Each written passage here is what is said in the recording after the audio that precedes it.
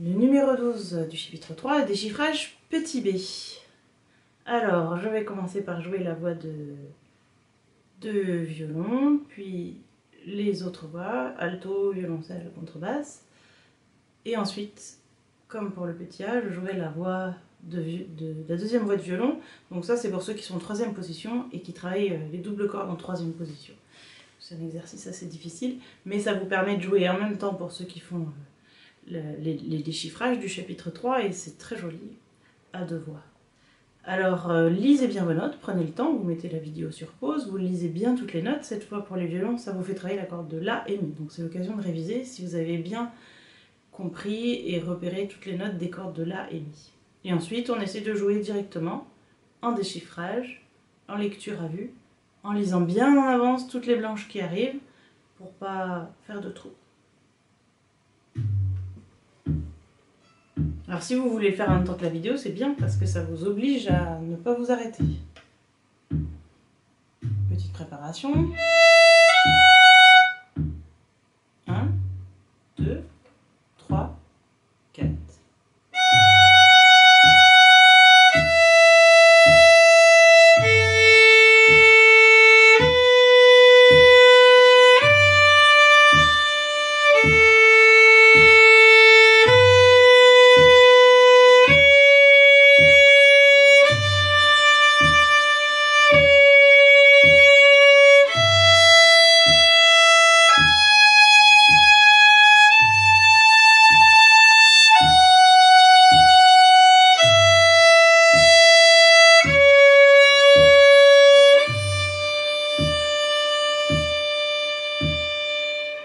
Voilà, là c'est poser les trois doigts sur ces deux cordes-là. Alors maintenant la voix d'alto qui ressemble un peu mais qui n'est pas tout à fait pareille. On fait une préparation. Donc pensez bien à lire les notes avant. 1, 2, 3, 4.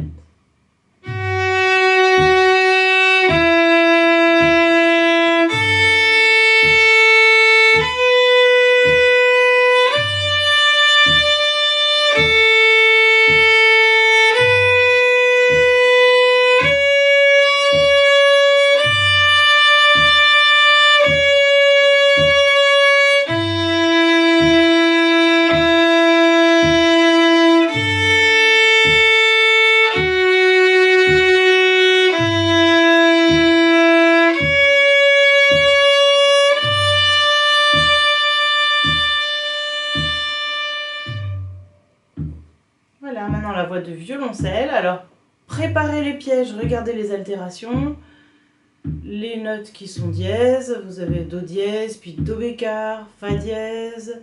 Et à la fin, les petites croches, donc il va falloir anticiper. Vous posez tous les doigts là, 1, 2, 3, 4. Donc sur les croches, pensez à les faire plus vite aussi, ça va aller vraiment vite avec par rapport aux blanches.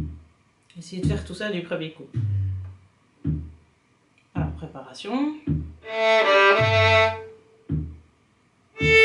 En gros, c'est sur la corde de La. Je vais le faire comme ça pour le faire un petit peu plus grave. 1, 2, 3, 4.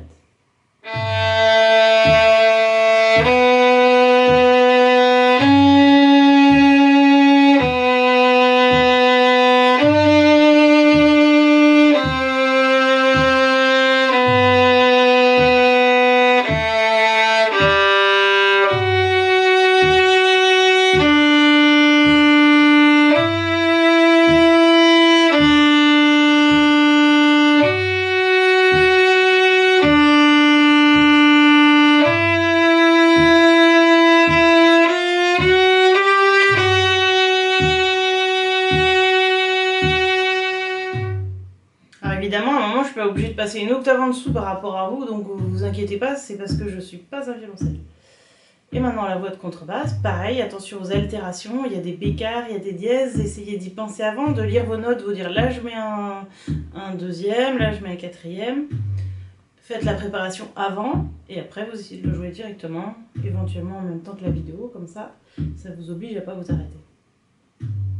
La préparation sur la corde de Ré. 1, 2,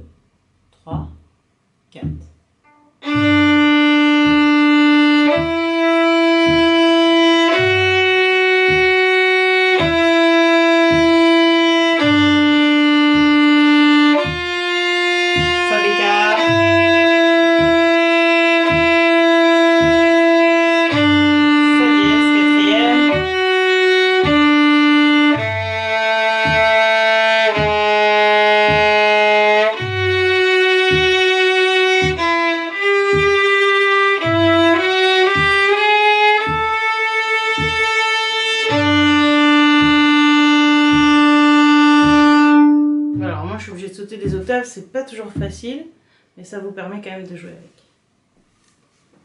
Alors maintenant, la voix deuxième voix de violon. Donc ce sont des doubles cordes en troisième. Alors à travailler sans jouer fort, sans écraser la corde, ça c'est la principale difficulté. Puis ensuite en jouant en voix séparée, c'est-à-dire on pose tous les doigts à gauche, puis on joue que le haut, par exemple comme ça. Donc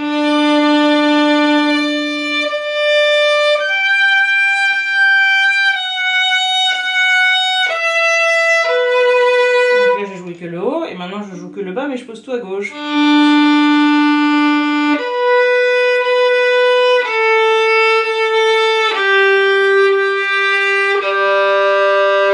Les deux ensemble et comme ça phrase par phrase en répétant le nombre de fois qu'il faut pour bien y arriver.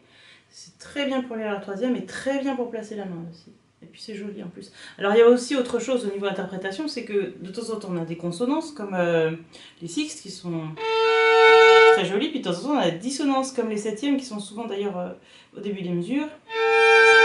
Et donc ces dissonances, il faut les appuyer.